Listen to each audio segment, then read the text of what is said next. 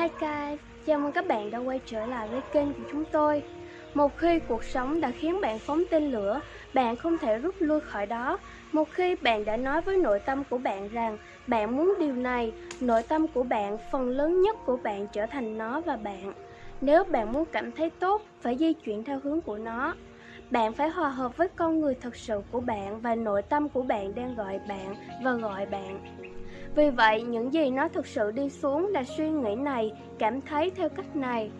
Bạn chỉ cần cho phép bản thân mình đi tìm một ý nghĩ nhẹ nhõm, một ý nghĩ cảm thấy tốt, một ý nghĩ về tình yêu. When you are trying to get to the next level, and you can see where you're trying to get to, there is a ceiling that you have to break through. But in order to get to the next level, it's because you can see what you want to become. But the only reason you can see the next level is because this ceiling is made of glass. In order to get to the next level, you must be willing to break through the glass. Anytime you break through glass, you are going to get cut. You are going to bleed. And in order to get to the next level, you are going to have to give up something that you care about. You cannot take everything with you. Everybody come with you, can't go with you.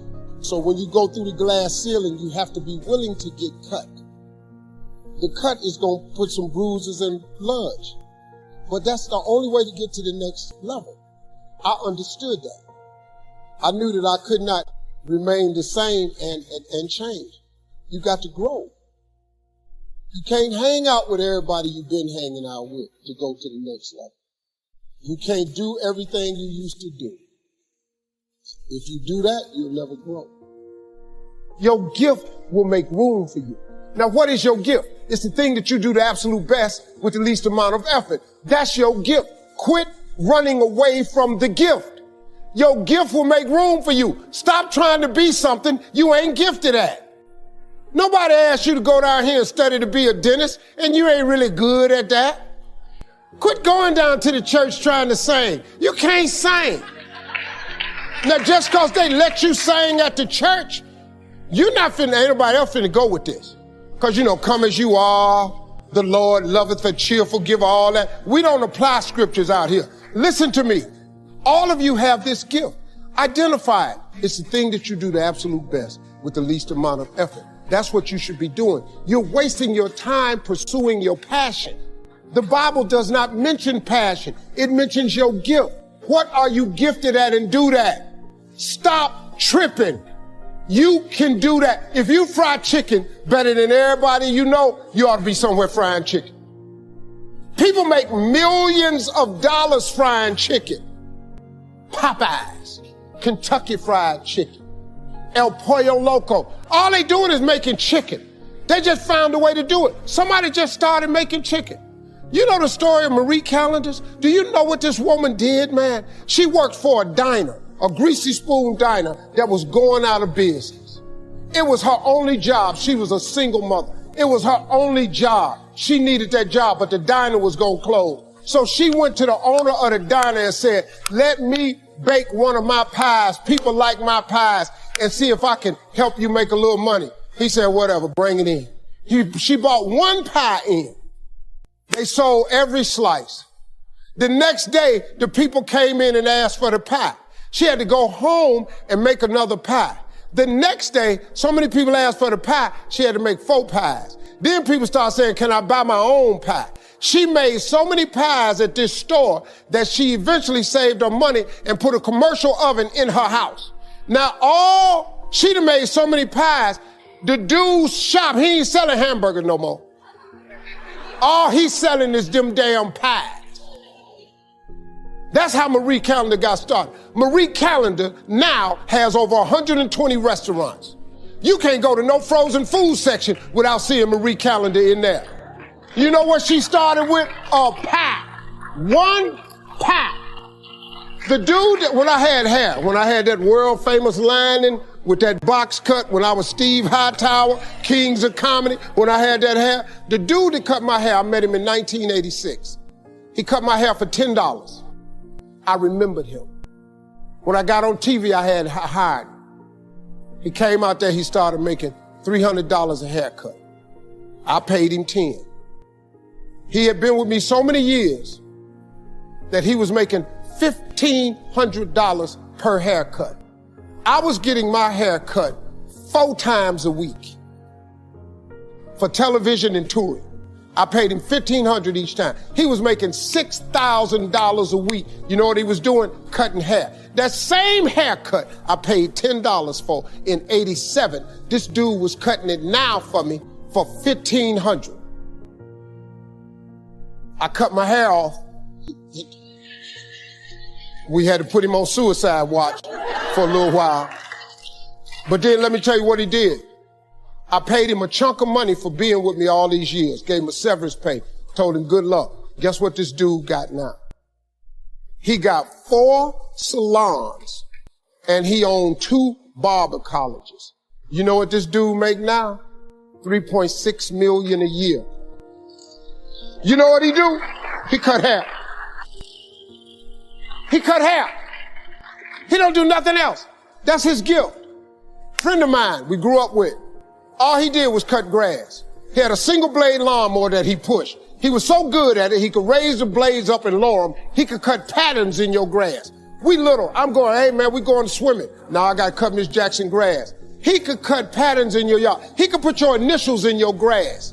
As a little boy, $2 for the front, $2 for the back, $4. We used to laugh at him all the time. Well, let me tell you what we're laughing at now. He got a landscaping company in Cleveland. You know how much this boy making? $4 million a year. You know what he do? He cut grass. He got 38 trucks. He got all the contracts in the city, malls, corporations. And when it's snow outside, he do such a good job cutting the grass, he put plows on the front of his trucks, and he got all the snow removal contracts. This boy making $4 million a year, and you know what he do? He cut grass. Somebody told me one time,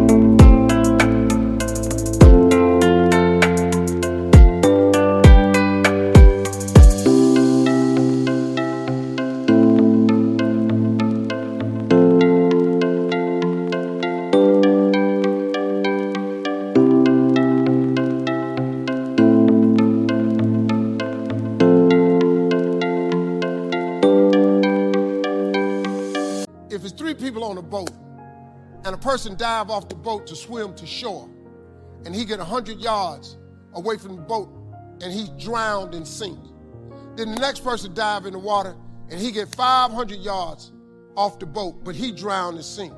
And the last man get off the boat and he dive in the water and he gets 6 feet away from shore and he drowned and he died. Who the better swimmer? Who the better swimmer? Y'all all drown. I don't care how far you go. You can sit up here, man. You can keep talking this perfection thing as you want. You get as close as you want. We all gonna come short when it comes to perfection. Look, form a relationship with God just the way you are. God take you just the way you are. Matter of fact, God shape you up just like he needs. See, he take dudes like me. He take old hoodlum dudes. And he, like you hear people, they say they got saved and they got washed white as snow. You hear people say that? I ain't get that version. I just got rinsed off. When I looked up and got saved, I still had dirt on me. Now, if you got the whitest snow version, congratulations. But that ain't really how I go. God take people like me. I'm an imperfect soldier for Christ. And he allows me to say some things on his behalf. And you may not like the way I say it. You might not like my method. But I'm just telling you the truth, that you can be an imperfect person and have a relationship with God. That's all I'm trying to tell you. You ain't got to believe that. Because once again, I'm not in the soul conversion business. If you want to go to hell, bye. This is none of my business. But if you're struggling and you're looking for a way out and you lost a little bit, I'm telling you that God is in the forgiving business, that God is in the get your life together business, that God is in the make your dream come true business, that God is in the accept you as you are business. You can't fix yourself. If you could fix yourself, wouldn't you have done it by now? You can't fix yourself, but he can. God took somebody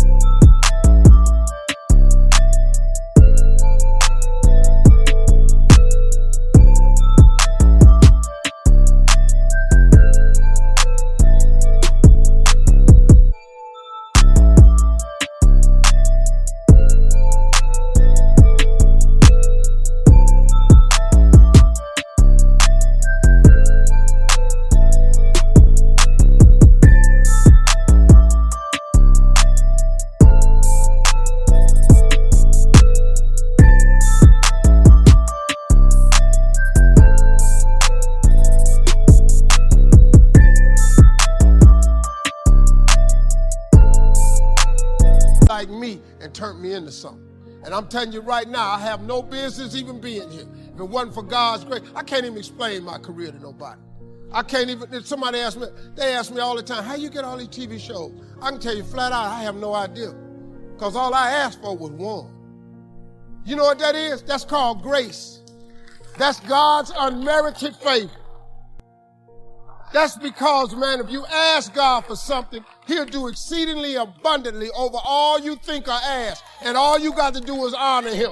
So I'm standing here honoring him. And the reason I'm standing here, because when I was homeless and I had nothing, I told God, if you let me make it, when I get there, I'm going to tell everybody about you. So I'm telling you about him. You ain't got to believe me, but I'm holding up my end of the deal.